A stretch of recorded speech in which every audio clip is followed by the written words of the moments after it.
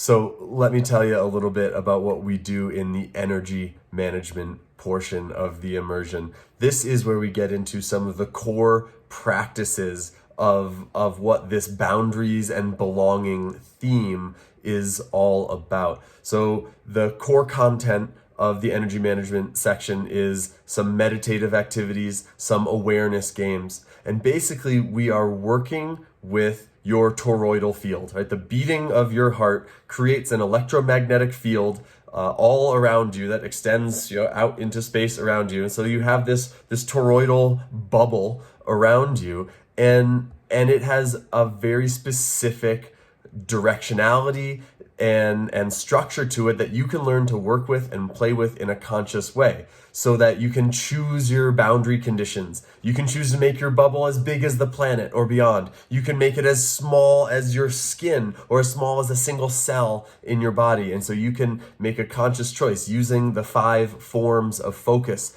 which we'll get into. You can manage your energy so that if someone's getting too close in your face, you can keep the boundary right between you and feel solid and safe. And this is where we can practice seeing with our eyes closed.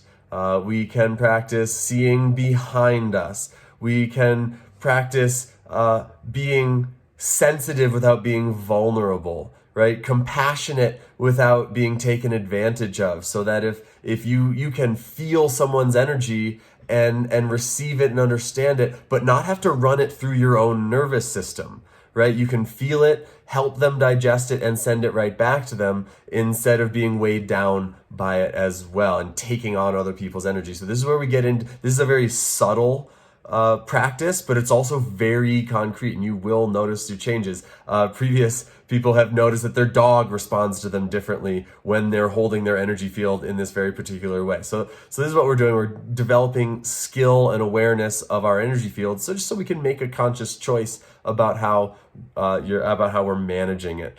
So that's the gist of it. There's so much more. We use Ayurvedic sacred geometry to give the 5 elements specific instructions about how to flow. And so this is a very subtle practice of working with the elements and the doshas.